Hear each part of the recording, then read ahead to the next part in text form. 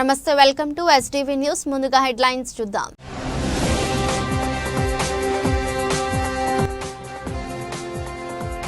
కాబోయే సీఎం లోకేష్ అంటూ జ్యూరిచ్ లో మంత్రి భరత్ ప్రసంగం.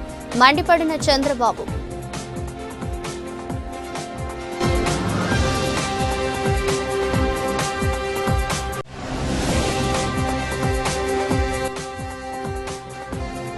ఆంధ్రప్రదేశ్లో డెవలప్మెంట్ సెంటర్ ఏర్పాటు చేయండి. మాస్టర్ కార్డ్ ఫౌండర్ ప్రెసిడెంట్ రాజమన్నార్తో లోకేష్ భేటీ.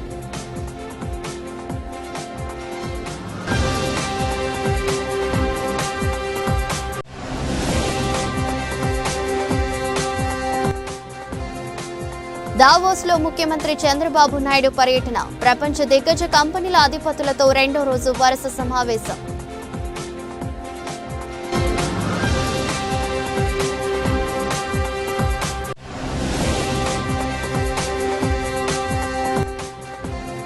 తొలి సోషలిస్ట్ ఉద్యమ నేత విఐ లెనిన్ నేటి యువతరం ముందుకు సాగాలి. సిపిఎం నగర కార్యదర్శి వి శ్రీనివాసరావు పిలుపు.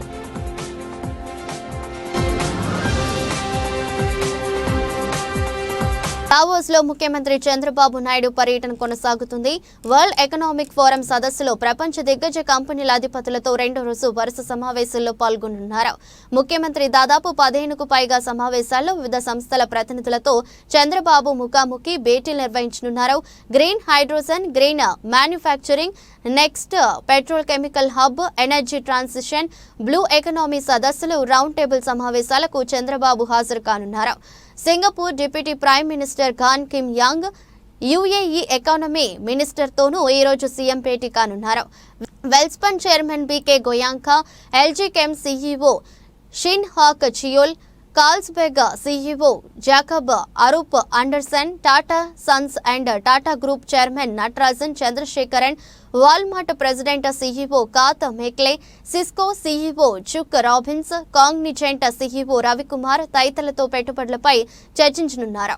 బ్లూంబెర్గ్ వంటి అంతర్జాతీయ మీడియా సంస్థలకు ఇంటర్వ్యూల ద్వారా రాష్ట్ర ప్రభుత్వ పాలసీలు, పెట్టుబడులకు ఉన్న అవకాశాలను ముఖ్యమంత్రి చంద్రబాబు నాయుడు వివరించనున్నారు. Honorable Prime Minister's program, Surya, which is rooftop solar for every house. That's the exact PPA, power purchase agreement we're doing with every citizen.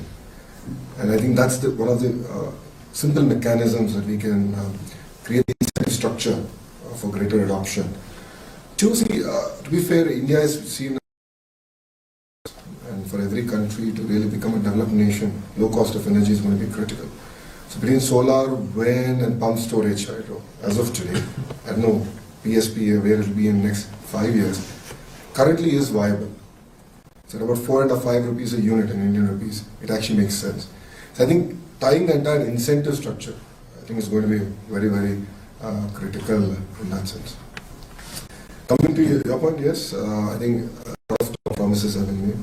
The Honorable Minister has also made very clear in the opening remarks. But I think time has come. I mean, look at what's outside. This is probably the greenest Davos that we have seen. Last year, that's the whole discussion we were having. Things are changing.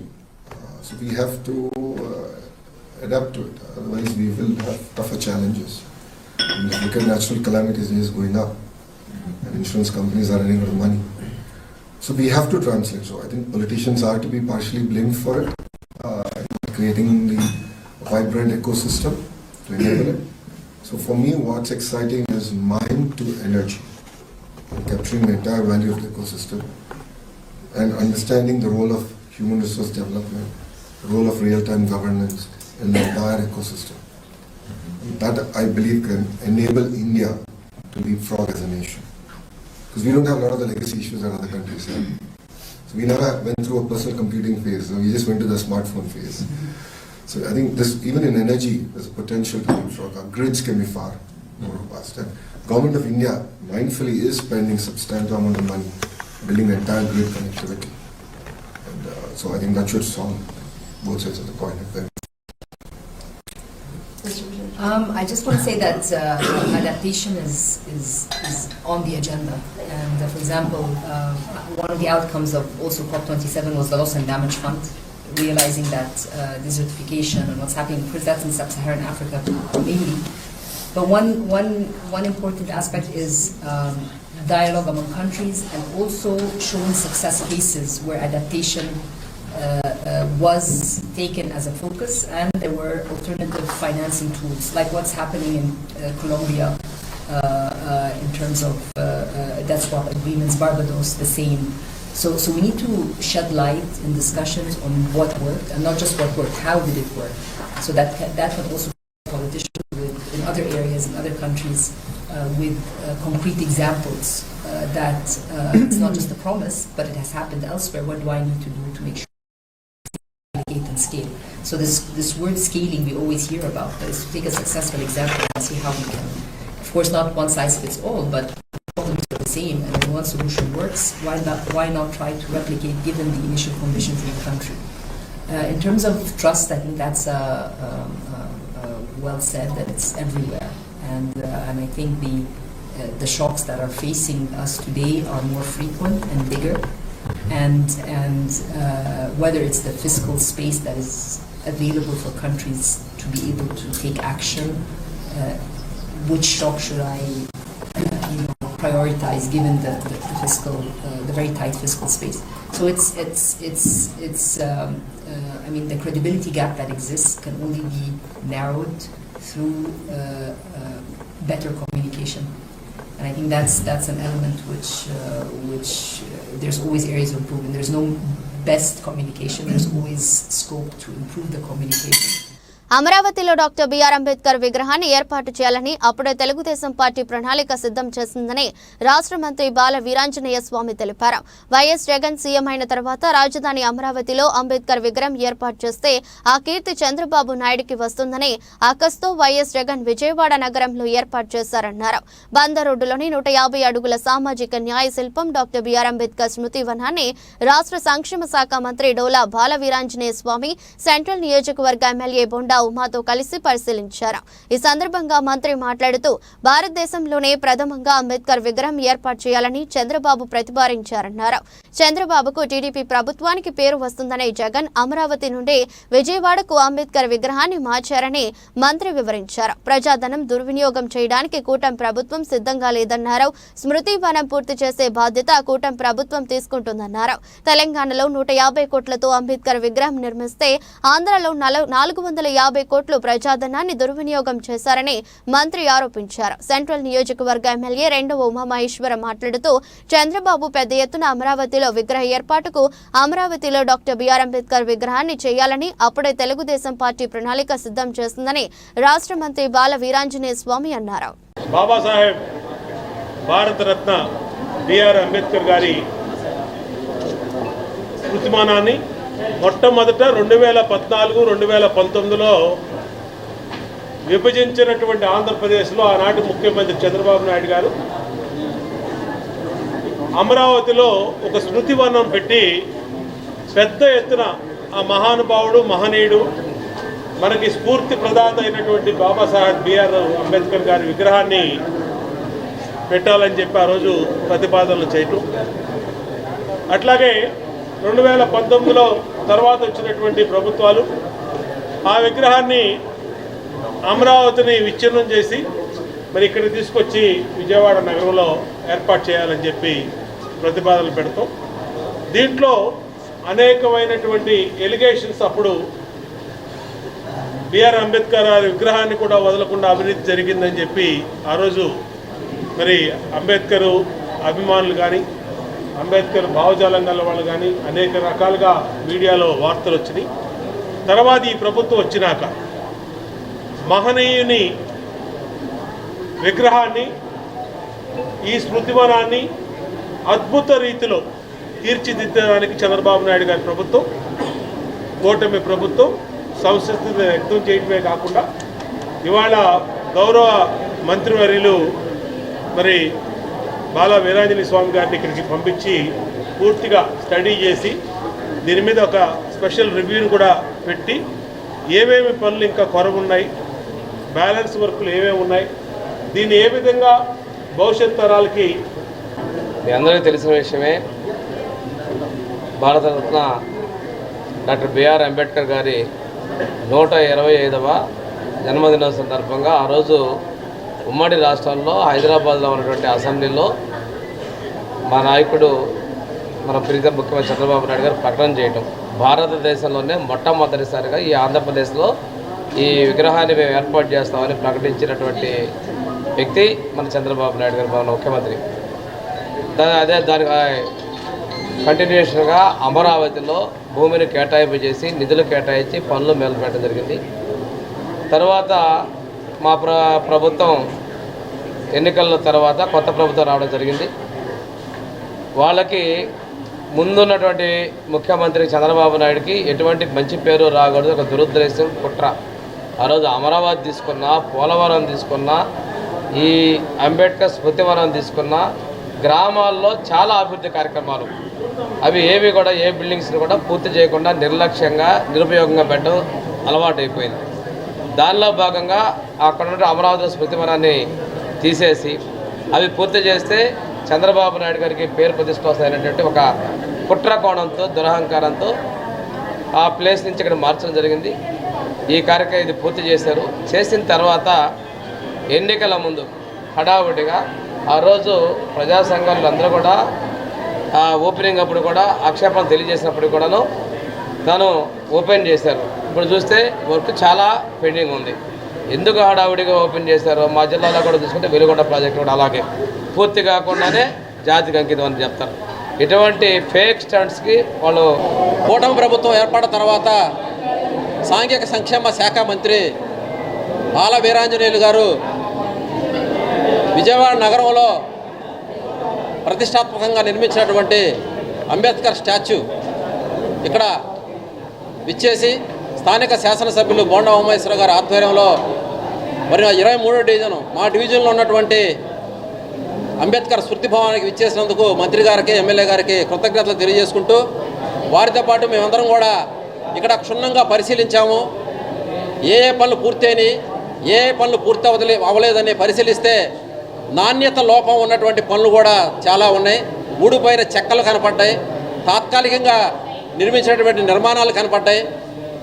మరి ఇన్కంప్లీటెడ్గా ఉన్నటువంటి అనేకమైనటువంటి పనులు మేము చూడటం జరిగింది మంత్రి గారు, MLA గారి సమక్షంలో. ఈ అంబేద్కర్ స్టాచ్యూ విషయంలో హైదరాబాదులో 150 కోట్ల లోపు పూర్తి చేసినటువంటి స్టాచ్యూ ఒక 20 అడుగుల ఎత్తు ఇక్కడ విజయవాడ నగరంలో ఈ స్టాచ్యూకి 430 కోట్ల రూపాయలు కేటాయించారని చెప్పి, అప్పుడు దానిలో పెద్ద ఎత్తున అవినీతి జరిగిందని చెప్పి వైసీపీ ప్రభుత్వం హయాంలో సాంఘిక సంక్షేమ శాఖ, కార్పొరేషను, అలాగే పీడబ్ల్యూడి, ఇంజనీరింగు,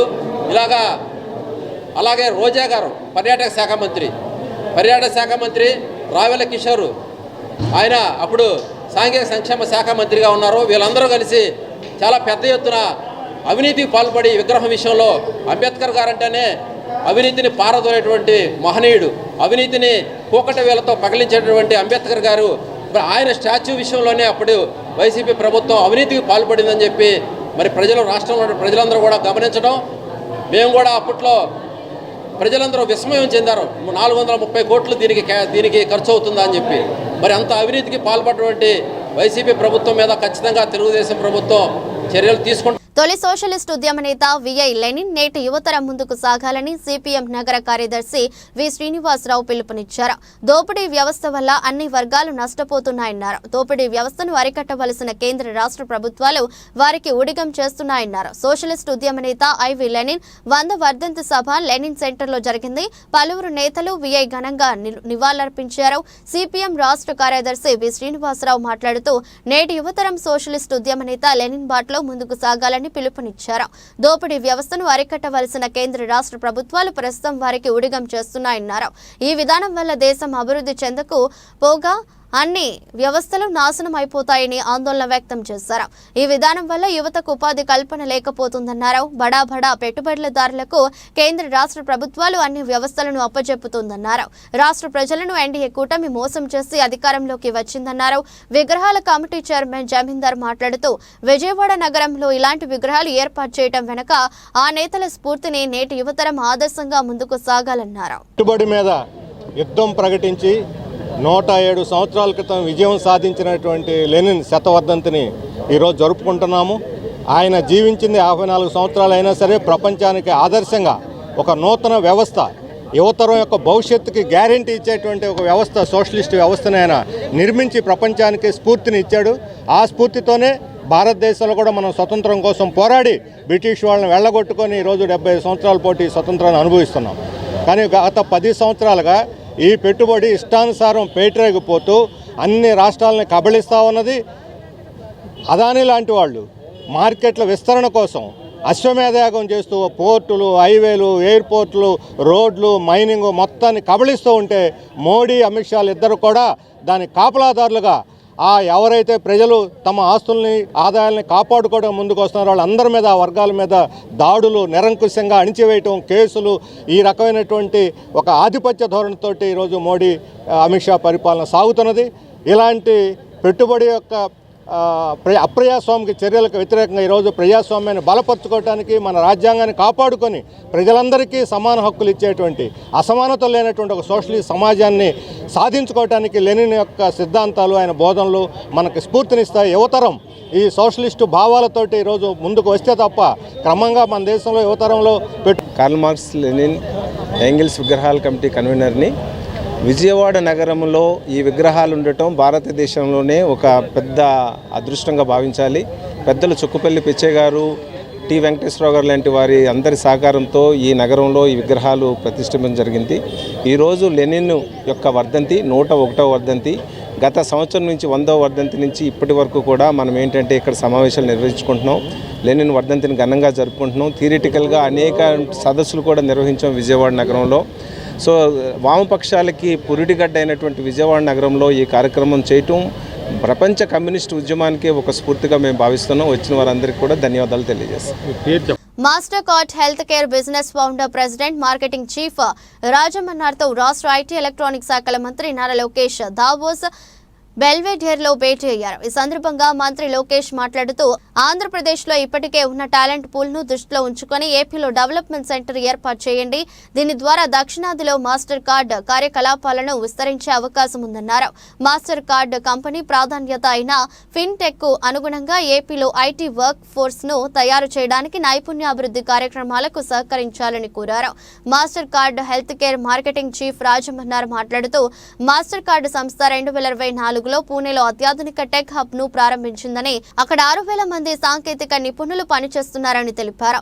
సురక్షితమైన ఆన్లైన్ లావాదేవీల కోసం బయోమెట్రిక్ ప్రమాణీకరణతో సంప్రదాయ వన్ టైం పాస్వర్డ్లను భర్తీ చేస్తూ భారతదేశంలో పాస్ కి చెల్లింపు సేవలను ప్రారంభించినట్లు చెప్పారు. ప్రస్తుతం తమ కంపెనీకి ముంబై, హర్యానా, పూణే, వడోదరలో కార్యాలయాలు ఉన్నాయని అన్నారు. మాస్టర్ కార్డ్ వ్యవసాయం, ఆరోగ్య సంరక్షణ, విద్యా వంటి రంగాల్లో భారతదేశంతో సహా ప్రపంచ వ్యాప్తంగా 1 బిలియన్ కొత్త వినియోగదారులు చేర్చడంతో పాటు 50 మిలియన్ వ్యాపారాలను డిజిటల్ గా శక్తివంతం చేయాలని లక్ష్యం పెట్టుకున్నట్లు తెలిపారు. భారత్ లో పెరుగుతున్న క్రెడిట్ అవకాశాలు ఉపయోగించుకుని భాగస్వాములతో కలిసి సేవలను విస్తరించేందుకు మాస్టర్ కార్డ్ ప్రణాళికలు రూపొందిస్తుందని తెలిపారు. తమ బోర్డు సభ్యులతో చర్చించి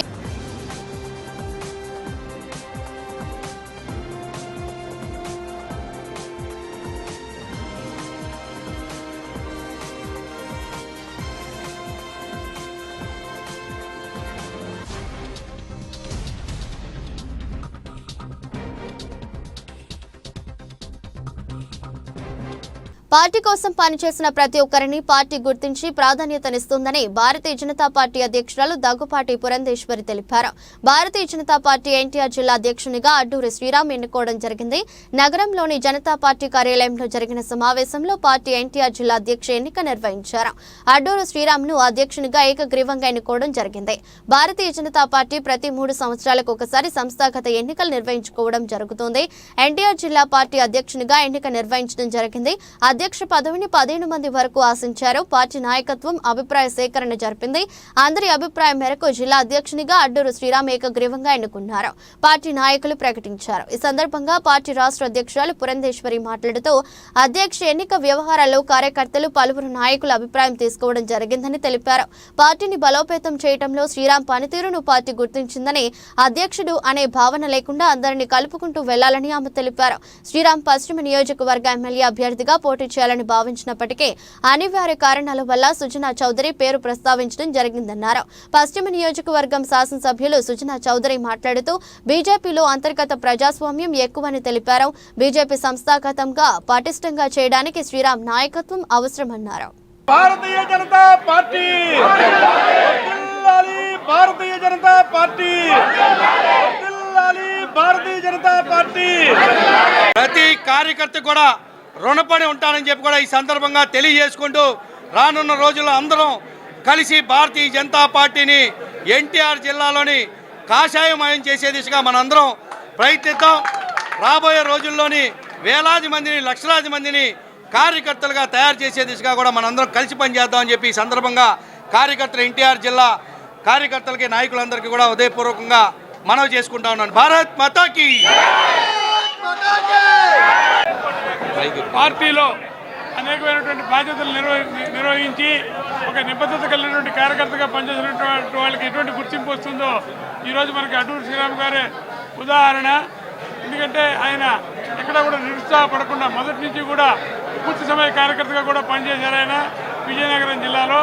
ఆ తర్వాత ఆయనకి పార్టీ ఏ బాధ్యత ఇచ్చినా కూడా దాన్ని ఆయన చిత్తశుద్ధితో నిర్వహించి ఇవాళ పార్టీని మన విజయవాడ మహానగరంలో ఒక ఉన్నతమైనటువంటి స్థాయికి తీసుకెళ్తారని చెప్పేటువంటి ఆశిస్తూ ఆయనకి అందరం కూడా చేదోడు వాదోడుగా ఉండాలని చెప్పేసి కార్యకర్త సోదరులందరూ కూడా విజ్ఞప్తి చేస్తూ ఆయన ప్రత్యేకించి అభినందిస్తున్నాం. భారత్ మాతాకి. రాష్ట్ర వ్యాప్తంగా ఉన్న కళాకారులను ఆదుకోవాల్సిన బాధ్యత రాష్ట్ర ప్రభుత్వంపై ఉందని జాతీయ సంగీత కళాకారుల సంఘం వ్యవస్థాపకుడు చెన్నారావు అన్నారు. కళారంగానికి జీవితాలను అంకితం చేస్తున్న కళాకారుల సంక్షేమం కోసం రాష్ట్ర ప్రభుత్వం ప్రత్యేక సంక్షేమ పథకాలను చేపట్టి కళాకారులకు వాటిని అమలు పరచాలన్నారు. గాంధీనగర్ ప్రెస్ క్లబ్ లో అంతర్జాతీయ సంగీత కళాకారుల సంఘం రాష్ట్ర సంఘం ఆధ్వర్యంలో నూతన కమిటీ ఏర్పాటు సందర్భంగా సమావేశం జరిగింది. ఈ సందర్భంగా చెన్నారావు మాట్లాడుతూ గతంలో తమిళనాడు గవర్నమెంట్ కళాకారులకు 1,00,000 మందికి పైగా కళాకారులకు వారికి అవసరమయ్యే పరికరాలను ఉచితంగా ఇచ్చారన్నారు. ఎన్డీఏ కూటమి కూడా రాష్ట్రంలో కళాకారులపై శ్రద్ధ చూపించాలన్నారు. ఎన్డీఏ కూటమి ఎన్నికల్లో కళాకారులు కూటమి అభ్యర్థుల విజయవాడ విశేష కృషి చేశాయన్నారు. ఏపీ అధ్యక్షురాలు మీరాబి మాట్లాడుతూ ఏపీలో కళాకారుల సంక్షేమం కోసం ప్రత్యేక బోర్డును ఏర్పాటు చేయాలన్నారు. రాష్ట్ర వ్యాప్తంగా ఉన్న కళాకారులను కలిసి వారి సమస్యలను తెలుసుకుని వాటి పరిష్కారం కోసం అతి త్వరలో రాష్ట్ర ముఖ్యమంత్రి నారా చంద్రబాబు నాయుడు కలుస్తామని ఈ సందర్భంగా నూతన రాష్ట్ర కమిటీ నియమించారు. నాడు 5 రాష్ట్రాలలో మన జాతీయ సంఘం కళాకారుల పట్ల చాలా కృషి చేస్తుంది గత 25 ఏళ్ల నుంచి. అదే తరుణంలో మా యొక్క కళాకారులు ఘోష, మా యొక్క సాధక బాధల్ని ఏ ప్రభుత్వం వింటుందో ఆ ప్రభుత్వం దృష్టికి తీసుకుపోవటం జరుగుతుంది. నాడు తమిళనాడులో కూడా 1,05,000 ఇన్వెస్ట్మెంట్లు పంచడం జరిగింది. అదేవిధంగా ఈనాడు ఆ కళాకారుల కుటుంబం నుంచి వచ్చినటువంటి గొప్ప వ్యక్తులు కాబట్టి మన ఆంధ్రప్రదేశ్ ముఖ్యమంత్రి వర్యులు చంద్రబాబు నాయుడు గారు దృష్టికి తీసుకుపోవాలని చెప్పేసి మేము సంకల్పించుకొని కొన్ని కార్యక్రమాలు కూడా మేము కళల్లో నాడు ఎలక్షన్లో కూడా మా సోదరిమణి మీరాబి గారు ఎంతో కష్టపడి చేశారు. అదే ఎందుకంటే కళలు ఎవరైతే బతికించగలుగుతారో వారిని ముందుకు తీసుకురావడం కళాకారుల యొక్క బాధ్యతగా భావించి మేము చేసినటువంటి దానికి మా దృష్టికి తీసుకురావాలి. మీకు ఒక విషయం చెప్తా.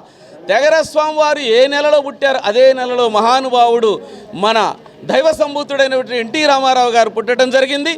అదే త్యాగరాజ స్వామి వారు ఏ నెలలో అయితే పరమపదించారో అదే నెలలో మన ఎన్టీ రామారావు గారు కూడా పరమపదించడం జరిగింది. ఇటువంటి ఈరోజు నా పేరు మీరాబి. జాతీయ అధ్యక్షులు ఎల్వి చెన్నారావు గారు నాకు ఇంత పెద్ద బాధ్యతను అప్పగించినందుకు ఆయనకి కృతజ్ఞతలు తెలియజేసుకుంటున్నాను. నాకు అప్పగించినటువంటి బాధ్యతల్ని సక్రమంగా ప్రభుత్వం దృష్టికి మా కళాకారుల సమస్యలు ఏవైతే ఉన్నాయో వాటన్నిటిని ప్రభుత్వం దృష్టికి తీసుకెళ్ళి వాటిని న్యాయబద్ధంగా మేము అందరి దృష్టికి తీసుకెళ్ళి ఎవరెవరి దగ్గర నుంచి మా కళాకారులకి, పేదవాళ్ళకి, ఇల్లు లేని వాళ్ళకి ఇంతవరకు కొంతమంది కళాకారులకి ఐడి కార్డులు అనేది లేవండి. ఆ ఐడి కార్డులు పేదరికంలో ఉన్నటువంటి ఇల్లు లేనటువంటి వాళ్ళకు ఇల్లు స్థలాలు కానీ ఇల్లు కానీ వాటి గురించి మాట్లాడి ప్రభుత్వం దృష్టికి తీసుకెళ్ళి చేస్తానని చెప్పి మీ అందరికీ తెలియజేసుకుంటున్నాను. ఎం అశోక్ కుమార్, జాతీయ ప్రధాన కార్యదర్శి. ఈరోజు రాష్ట్రంలో సంగీత వాయిద్య కళాకారుల రాష్ట్ర కమిటీ అనేది ఒకటి ఏర్పాటు చేయడం జరిగింది. మరి ఆ కమిటీకి మీరాబాయిని అధ్యక్షురాలుగా నియమిస్తూ ఈరోజు జాతీయ స్థాయిలో ఏవైతే సంగీత వాయిద్య కళాకారులకు ఉన్న సమస్యలో ఆ సమస్యలు కూడా రాష్ట్రంలో అనేకంగా ఉన్నాయని మేము భావిస్తున్నాం. వాటన్నిటి పరిష్కారం కోసం మరి రాష్ట్ర వ్యాప్తంగా కళాకారులందరినీ ఏకం చేసి మేము ప్రత్యేకమైనటువంటి క్యాంపెయిన్ చేయాలనేటటువంటి ఉద్దేశంతో ఈ కార్యక్రమాన్ని నిర్వహించడం జరుగుతుంది. ఈ కార్యక్రమంలో మరి ఈ కళాకారులకు ఉన్నటువంటి సమస్యలన్నీ కూడా ప్రజెంట్గా ఉన్నటువంటి ప్రభుత్వం దృష్టికి తీసుకెళ్తాం.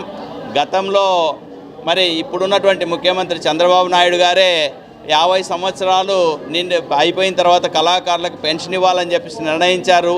అది నేటికి అమల్లో ఉందని మేము అనుకుంటున్నాం. కానీ చాలామంది కళాకారులకు ఆ పెన్షన్ రావటం లేదు. అది ప్రత్యేక డ్రైవ్ చేసి ఆ 50 సంవత్సరాలు నిన్నటువంటి కళాకారులందరికీ పెన్షన్ మళ్ళా పునరుద్ధరించాలని ముఖ్యమంత్రి గారిని మేము డిమాండ్ చేస్తున్నాం. అలాగే ఈ రాష్ట్రంలో కళాకారులు వృత్తిని నమ్ముకొని జీవిస్తున్నారు, కానీ వృత్తికి తగ్గట్టు వాళ్ళకి గుడివాడ నియోజకవర్గంలో ఆర్ఎన్బి రహదారుల అభివృద్ధికి రాష్ట్ర ప్రభుత్వం 7.50 కోట్లు మంజూరు చేసినట్లు ఎమ్మెల్యే వెనిగండ్ల రాము తెలిపారు. గుడివాడ నియోజకవర్గంలో జరుగుతున్న ఆర్ఎన్బి రహదారుల నిర్మాణ పనుల పురోగతిపై గుడివాడ ప్రజా వేదికలో ఎమ్మెల్యే రాము అధికారులతో సమీక్షించారు.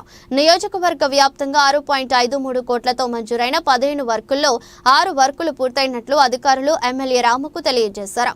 మిగిలిన 9 వర్కుల పనులు మందకోడిగా జరుగుతుండటంతో ఎమ్మెల్యే అసంతృప్తి వ్యక్తం చేశారు. రోడ్ల నిర్మాణాల్లో కాంట్రాక్టర్లు నిర్లక్ష్యం వహిస్తే సహించేది లేదని, మిగిలిన వర్కుల పనులు కూడా వేగవంతంగా జరిగేలా అధికారులు చొరవ తీసుకోవాలని అన్నారు. ప్రధానంగా ప్రజలకు అవసరమైనవి రద్దీగా ఉండే రహదారుల నిర్మాణ పనులు త్వరగతిన పూర్తి చేయాలని అధికారులు దృష్టి పెట్టాలని ఎమ్మెల్యే రాము స్పష్టం చేశారు. అలాగే నియోజకవర్గంలో 12 కిలోమీటర్ల విస్తీర్ణం దాటిన రహదారుల అభివృద్ధికి అంచనాలు రూపొందించాలని అధికారులను ఎమ్మెల్యే రాము ఆదేశించారు.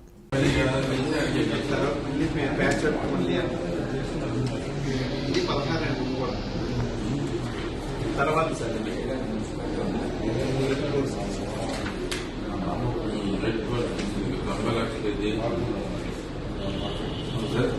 మొత్తం 16 పందాలు ఇవి అయ్యి ఉంటాయి కదా. సిద్ధాంతం తెలంగాణ కోల్పోయిన పలుకులు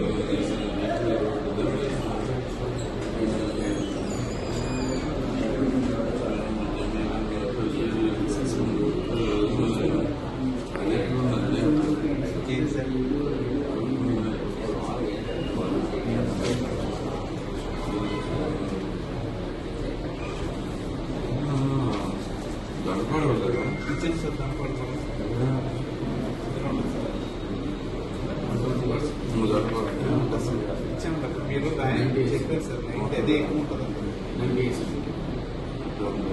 రాష్ట్రంలో వివిధ జాతీయ రహదారుల నిర్మాణం, విస్తరణ, వాటిపై బైపాస్ రహదారుల నిర్మాణానికి సంబంధించి అవసరమైన భూసేకరణను వేగవంతంగా పూర్తి చేయాలని జిల్లా కలెక్టర్లు, సంయుక్త కలెక్టర్లతో పాటు సంబంధిత శాఖల అధికారులను ప్రభుత్వ ప్రధాన కార్యదర్శి కె విజయానంద్ ఆదేశించారు.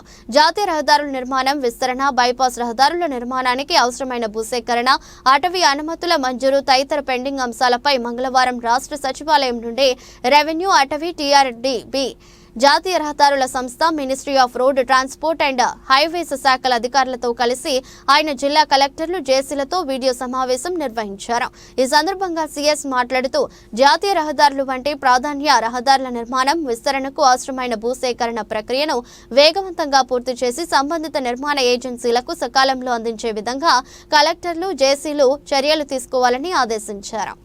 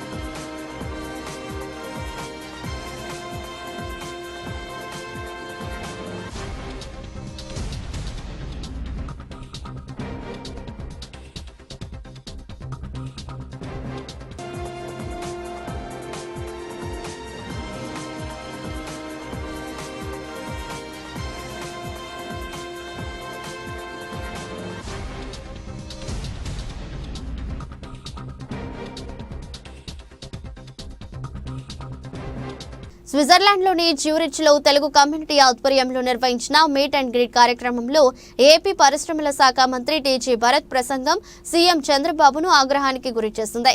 భవిష్యత్తులో ఏపీ ముఖ్యమంత్రి నారా లోకేష్ గారే అంటూ భరత్ ప్రసంగించారు. ఎవరు కాదన్నా ఇది జరిగి తీరుతుందనే కోణంలో ఆయన వ్యాఖ్యానించారు. ఇదే వేదికపై ఉన్న సీఎం చంద్రబాబు మంత్రి భరత్ పై మండిపడ్డారు. వ్యక్తిగత అభిప్రాయాలు ఇలాంటి వేదికలపై మాట్లాడొద్దని హెచ్చరించారు. ఎక్కడికి వచ్చి ఏం మాట్లాడుతున్నారో మీరు, మనం వచ్చిన పనేమిటి, మీరు మాట్లాడుతున్నదేమిటి, అసందర్భ ప్రసంగాలు చేయొద్దని మందలించారు. భవిష్యత్తులో ఇలాంటి వ్యాఖ్యలు మరోసారి చేయొద్దని స్పష్టం చేశారు. కాగా ఈ కార్యక్రమంలో రాష్ట్ర ఐటీ ఎలక్ట్రానిక్ శాఖల మంత్రి నారా లోకేష్, కేంద్ర మంత్రి కింజరాపు రామ్మోహన్ నాయుడు కూడా ఉన్నారు. అంటే లాంగ్ టర్మ్ విజన్ ఒక ఆలోచన చేస్తే ఫ్యూచర్ ఆఫ్ తెలుగుదేశం పార్టీకి ఉంది అని చెప్పేదానికి ఒక క్లారిటీ ఉందన్నమాట మా పార్టీలో. అండ్ నచ్చినా నచ్చకపోయినా ఎవరికైనా ఫ్యూచర్ ఇస్ లోకేష్ గారు అండ్ కాబోయే ముఖ్యమంత్రి కూడా మన లోకేష్ గారు ఫ్యూచర్లో. అలాగే వార్తలు ముగించే ముందు మరోసారి హెడ్లైన్స్.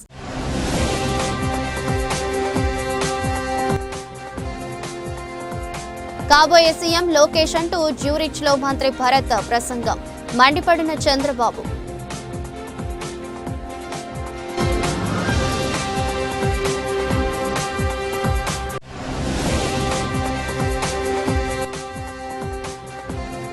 ఆంధ్రప్రదేశ్లో డెవలప్మెంట్ సెంటర్ ఏర్పాటు చేయండి, మాస్టర్ కార్డ్ ఫౌండర్ ప్రెసిడెంట్ రాజమన్నార్తో లోకేష్ భేటీ.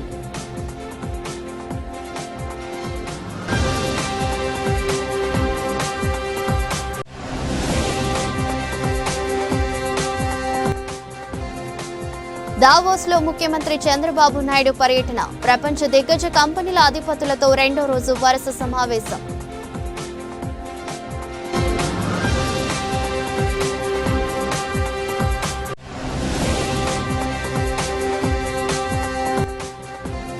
తొలి సోషలిస్ట్ ఉద్యమ నేత విఐ లెనిన్ నేటి యువతరం ముందుకు సాగాలి, సిపిఎం నగర కార్యదర్శి వి శ్రీనివాసరావు పిలుపు.